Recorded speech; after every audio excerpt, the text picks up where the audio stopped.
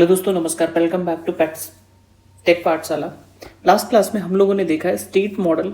अगर जो हमारे पास स्टेट मॉडल की इक्वेशंस दे रखी हैं, ठीक है, तो स्टेट मॉडल की इक्वेशंस की हेल्प से हम लोगों ने क्या किया, कैलकुलेट किया कि जो हमारा कैरेक्टरिस्टिक इक्वेशंस है वो हमने फाइंड आउट किया। अगर जो एक बार हमारे पास कैरेक्टरिस्टिक इक्वेशंस आ जाएगी तो कैरेक्टरिस्टिक इक्वेशंस के रूट या क्लोज लूप पोल या आइगन वैल्यूज, ये तीनों बातें एक ही चीज होती हैं। और जब हमारे पास कोई कैरेक्टरिस्टिक इक्वेशंस मिल जाती है किसी भी क्लोज लूप ट्रांसफर फंक्शंस के केस में, तो by using the characteristic equations हम उसकी स्टेबिलिटी एनालिसिस कर सकते हैं। किस किस मेथड से कर सकते हैं? या तो बाय यूजिंग द राउथ हर्बिट क्राइटेरिया, ठीक है, या फिर रूट लोकस, ठीक है। तो इस तरीके के जो मेथड्स हैं, या फिर हम एस प्लेन में प्लॉट करके पोल उनके रूट्स को देख सकते हैं कि सिस्टम स्टेबल है कि अनस्टेबल है। तो कहने का मीनिंग ये है कि हमारा जो स्टेट स्पेस में टाइम डोमेन स्टेबिलिटी एनालिसिस की जाती है, सिमिलर केस में हम क्या करते हैं, जो हमारे पास टाइम डोमेन एनालिसिस है, सिमिलर केस में टाइम डोमेन के सिमिलर केस में स्टेबल स्टेट डोमेन में भी हम सिमिलर स्टेबिलिटी एनालिसिस करते हैं। अब हम देखने वाले हैं कि जो हमारा टॉपिक है कि रिस्पॉन्स हम सिस्टम का कैसे कैलकुलेट करते हैं। तो हम बात करते हैं रिस्पॉन्स जो हम सिस्टम का कैलकुलेट करने वाले हैं। दैट मीन्स कि हमारे पास स्टेट स्पेस इक्वेशंस है, स्टेट स्पेस इक्वेशंस की हेल्प से हम सिस्टम का रिस्पॉन्स कैसे निकालेंगे। तो हमारे पास जो सिस्टम की इक्वेशंस हैं दी हुई हैं, दैट इज एक्स, ठीक है, बराबर ए ऑफ एक्स प्लस का वी यू, ठीक है। और सेकंड इक्वेशन जो होती है हमारी स्टेट स्पेस की, सी ऑफ एक्स प्लस का डी ऑफ यू, ठीक है। दो इक्वेशंस होती हैं। तो सोल्यूशन ऑफ स्टेट इक्वेशंस हमने जो लास्ट क्लास में देखा, जब हम कैरेक्टरिस्टिक इक्वेशंस निकाल रहे थे, तो उस केस में हमने क्या किया था कि जो इनिशियल कंडीशंस थी उनको जीरो मान लिया था। लेकिन इस केस में हम स्टेट रिस्पांस जब कैलकुलेट कर रहे हैं तो इसमें जीरो इनपुट रिस्पांस की भी कैलकुलेशन होगी, तो इसलिए इनिशियल कंडीशंस को हम जीरो नहीं मानेंगे। ट्रांसफर केस जो हम कैरेक्टरिस्टिक इक्वेशंस निकाल रहे थे उस केस में हमने जीरो अज्यूम किया था, क्योंकि ट्रांसफर फंक्शंस के केस में क्या होता है, जीरो इनिशियल कंडीशंस होती हैं, जीरो इनपुट रिस्पांस नहीं होता है। लेकिन हम सिस्टम का टोटल रिस्पांस निकाल रहे हैं तो उस केस में जीरो इनपुट होगा, ठीक है। इट मींस कि इनिशियल कंडीशंस होंगी सिस्टम में। तो जब हम सॉल्यूशन करते हैं स्टेट इक्वेशंस का, ये हमारे पास क्या है, दैट इज स्टेट इक्वेशंस, ठीक है। हमारे पास ये क्या है, स्टेट इक्वेशंस है, स्टेट मॉडल है, ठीक है। हमारे पास ये स्टेट मॉडल है। इस स्टेट मॉडल के हेल्प से हम क्या करेंगे, तो हम क्या करते हैं, इनका लाप्लास, ठीक है, इनका लाप्लास डोमेन में, इनको लाप्लास डोमेन में हम इनको कन्वर्ट करते हैं, ठीक है। तो क्या होगा, एक्स एस लग जाएगा, ठीक है, एस माइनस का x of zero, zero initial conditions भी आ जाएंगी रोल में, ठीक है, बराबर A into x of s plus का वी, ठीक है, u ऑफ s, ठीक है। तो इसके बाद में अगर जो हम क्या करते हैं, a ऑफ s को इधर लेके आते हैं, ठीक है, तो हमारा हो जाएगा x ऑफ s कॉमन करेंगे तो ये हो जाएगा s ऑफ i माइनस का a, ठीक है। ये a b ये सारी मैट्रिक्स हैं, तो क्या होगा, एक इंटीजर पार्ट मैट्रिक्स के साथ ऐड नहीं हो सकता, तभी हमने क्या किया, आइडेंटिकल मैट्रिक्स लगा दी। जो आइडेंटिकल मैट्रिक्स होती है उसके डायगोनल में 1 1 1 1 होते हैं, ठीक है।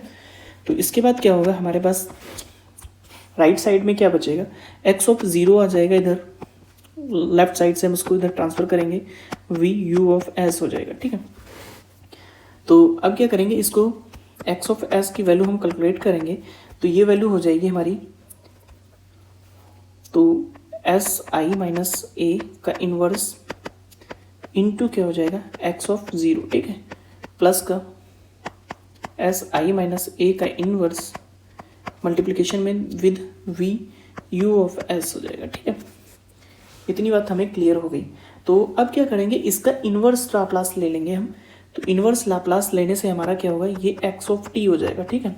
तो ये हो जाएगा लाप्लास इनवर्स, ठीक, S of I minus A का जो इनवर्स और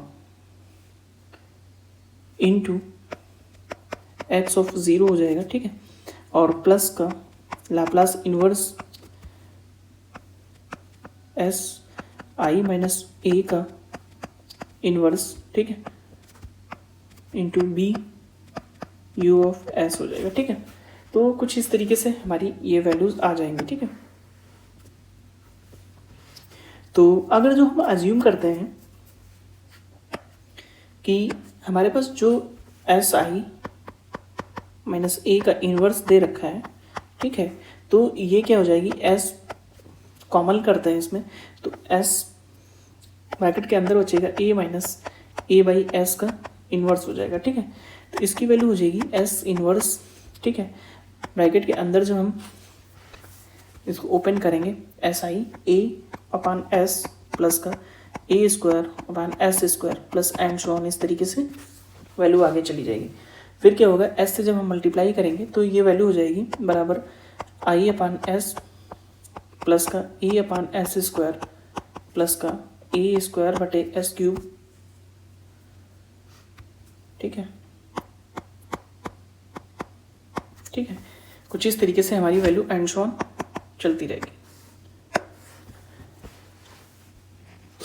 तो ये वैल्यू जो हो जाएगी हमारी,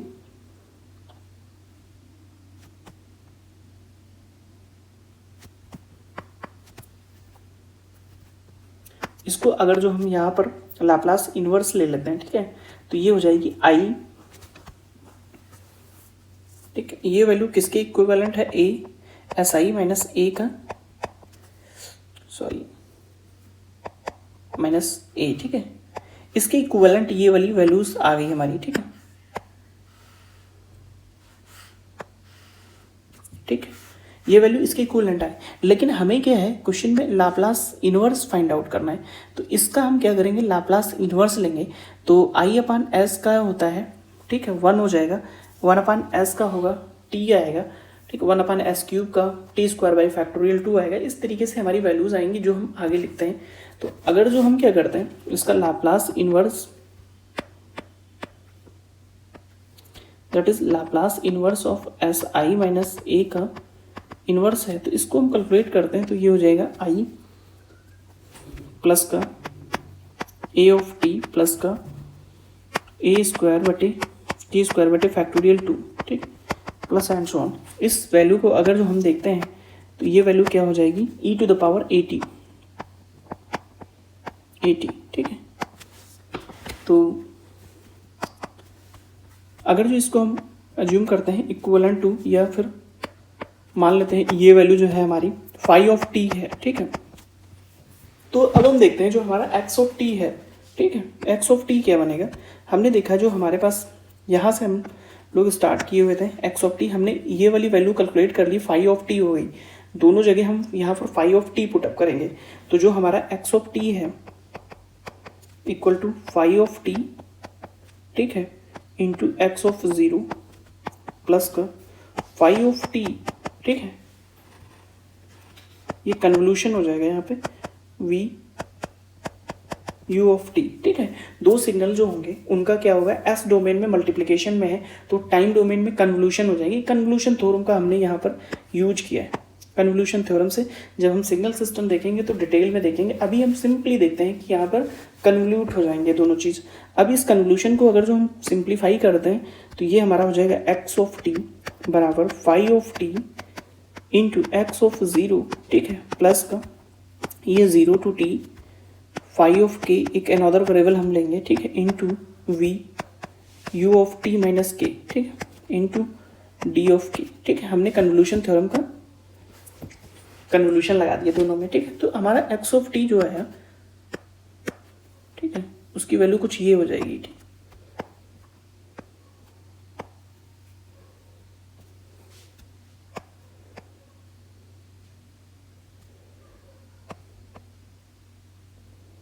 ठीक है।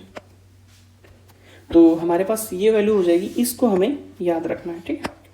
अब हम देखते हैं जो हमारा फाई ऑफ टी है, एक्चुअली यहाँ पर वेयर फाई ऑफ टी जो है हमारे पास, that phi of t is equal to the e to the power 80 हो जाएगा, जिसकी वैल्यू है लाप्लास इन्वर्स जो होगी एस आई माइनस का ए का इन्वर्स, ठीक है।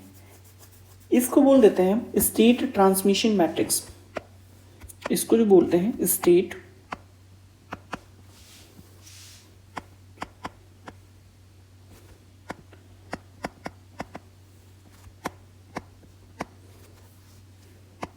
स्टेट ट्रांजिशन मैट्रिक्स हो जाती है। ठीक है, तो अगर जो ड्यू टू केवल इनिशियल कंडीशंस की बात करते हैं, हम इनपुट नहीं है हमारे पास, इनपुट क्या है बेसिकली जो हम इनपुट लगा रखे हैं, इनपुट हमारे पास क्या है, यू ऑफ टी एक इनपुट सिग्नल है, दैट इज ये क्या है, इनपुट है।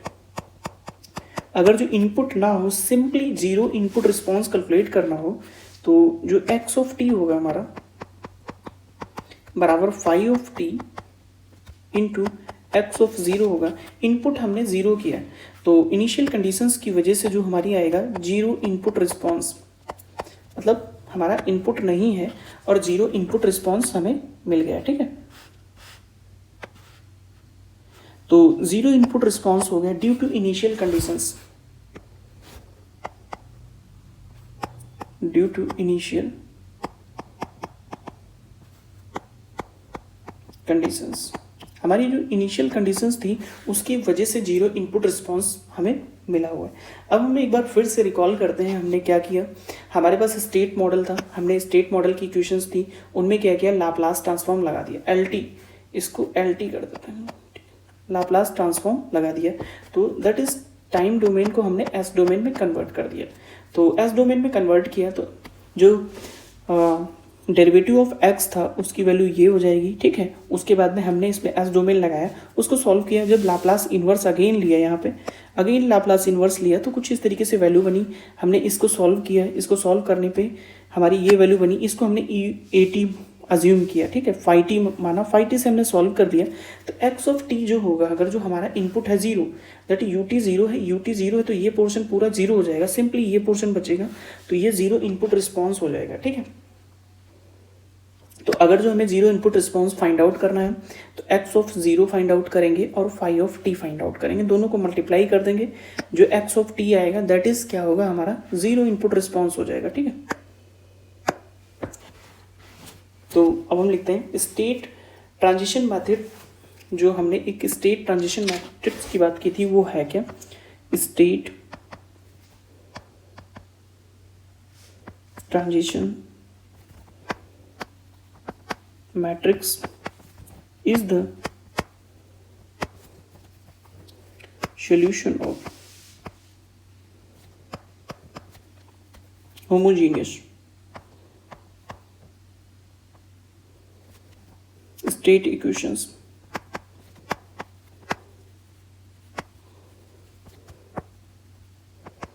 which produce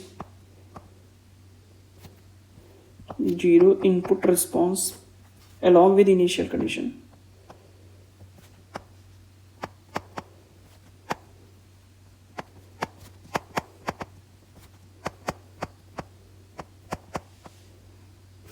ठीक है,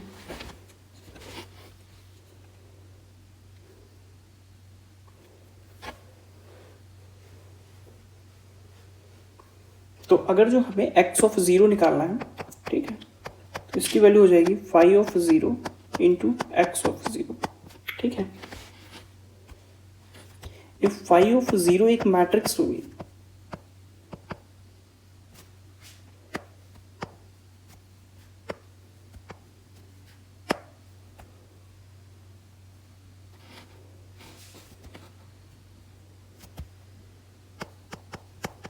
ठीक है,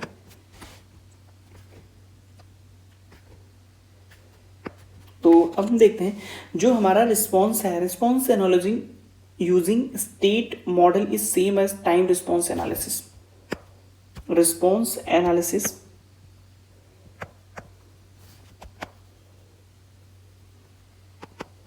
using state model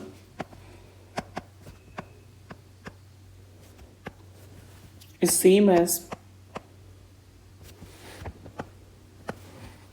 time response analysis।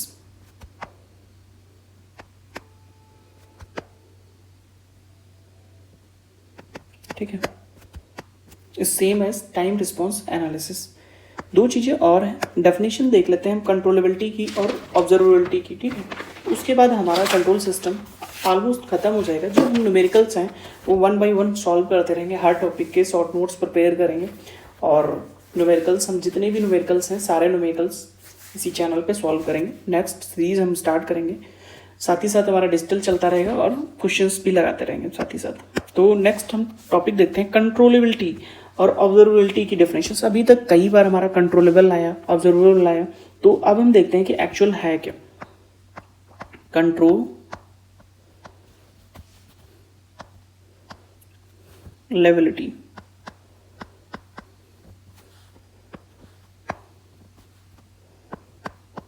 ठीक है, कंट्रोलेबिलिटी होती क्या है एक्चुअली, वो चीज़ हम लोग यहाँ पे देखेंगे। ठीक है, तो कंट्रोलेबिलिटी क्या होती है, इस सिस्टम, कोई भी सिस्टम वो कंट्रोलेबल कहलाएगा। ठीक है, अगर जो क्या करते हैं, कोई एग्जिस्टिंग स्टेट से एनी डिजायर्ड स्टेट पे जाने के लिए अगर जो हम कोई इनपुट अप्लाई करते हैं तो विद इन फाइनाइट इंटरवल में वो हो जाना चाहिए। मतलब एक स्टेज पे है सिस्टम और दूसरी स्टेज पे जाना चाहता है, तो कोई इनपुट लगाएं दूसरी स्टेज जाने के लिए, तो फाइनाइट टाइम में हो जाना चाहिए। तो इस तरीके के सिस्टम को कंट्रोलेबल कहते हैं। इसी को हम वर्डिंग में लिखते हैं, a system is said to B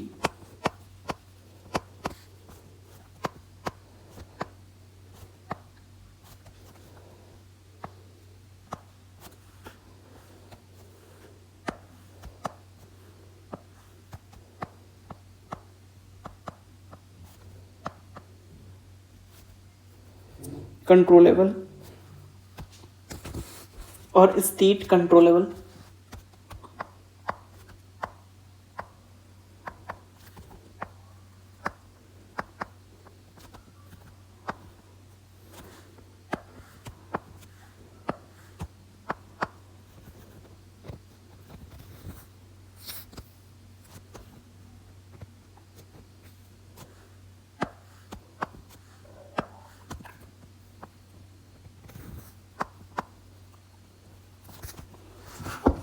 if it is possible to if it is possible if it is possible to transform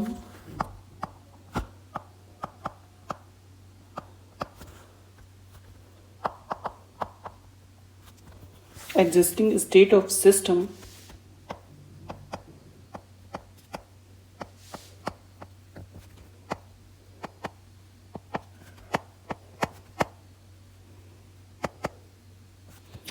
to any desired state by applying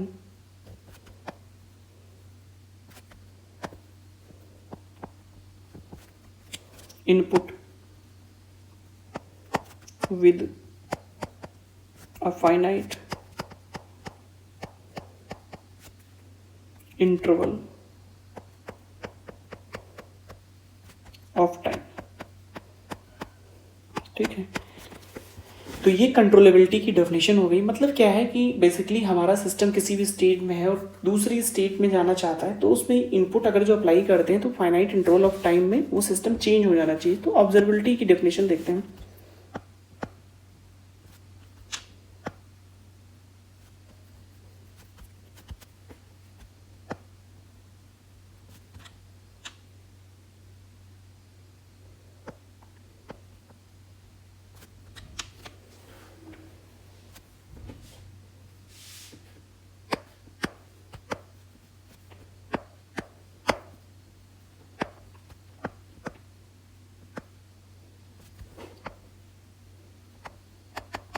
observability, ठीक है, ऑब्जर्वेबिलिटी। ठीक, a system said to be observable if it is a system is said to be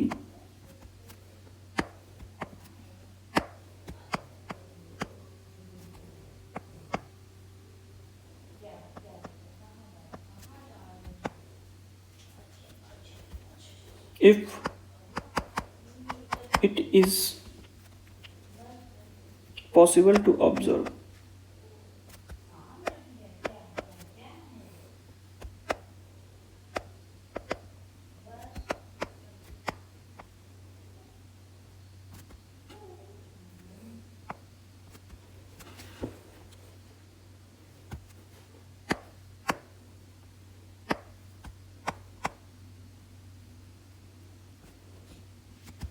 all the state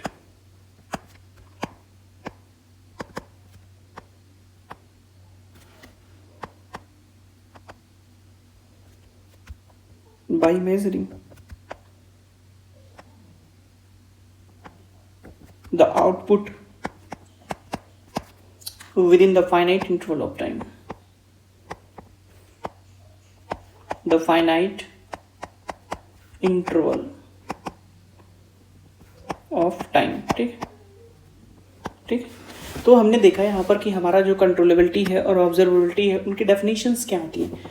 तो controllable कोई system controllable कहलाएगा अगर जो if it transform existing state of system to any desired state by applying finite input, finite time में कोई change कर जाए, और possible to observe all the state by measuring output, ठीक है, within the finite time period. तो वो system क्या कहलाएगा?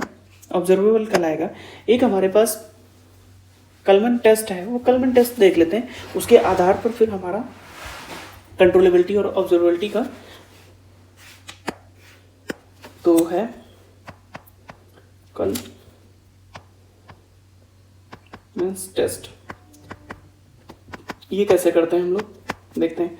अगर जो हमारा QC, ठीक है, एक मैट्रिक्स निकालेंगे जिसकी वैल्यू होती है B, AB, A square B and so on, ठीक है। तो ये QC does not equal to 0 अगर जो होगा, QC does not equal to मतलब एक मैट्रिक्स बनाएंगे जो कैसे बनेगी, कुछ इस तरीके से बनेगी हमारी matrix B AB A square B, इस तरीके से मैट्रिक्स बनाएंगे। और ये अगर जो डज नॉट इक्वल टू 0 आता है मतलब इसकी कोई वैल्यू आती है तो वो होगी कंट्रोलेबल फॉर्म होगा।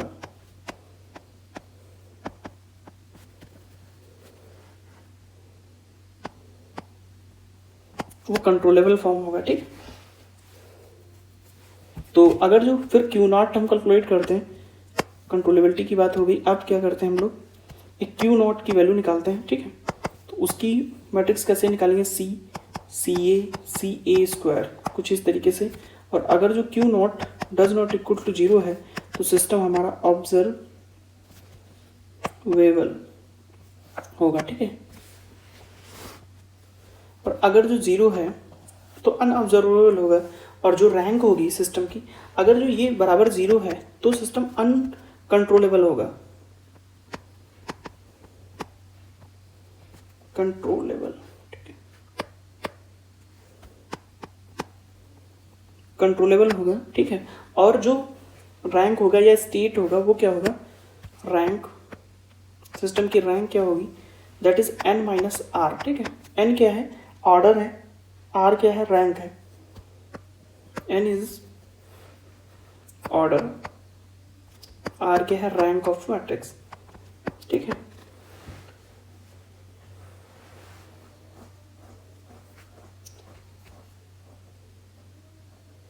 और अगर जो इफ a बराबर i हो जाता है तो हमारा सिस्टम QC जो होगा, QC की value v and so on v तक होगी, इस तरीके से, ठीक है। और ये क्या होगा, अनकंट्रोलेबल होगा।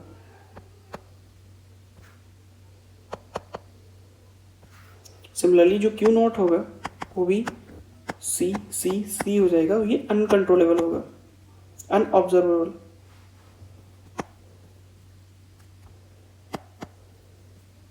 ठीक है।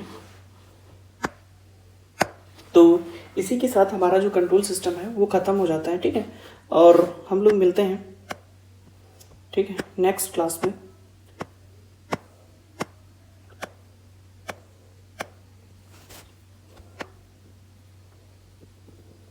थैंक्स, ठीक है।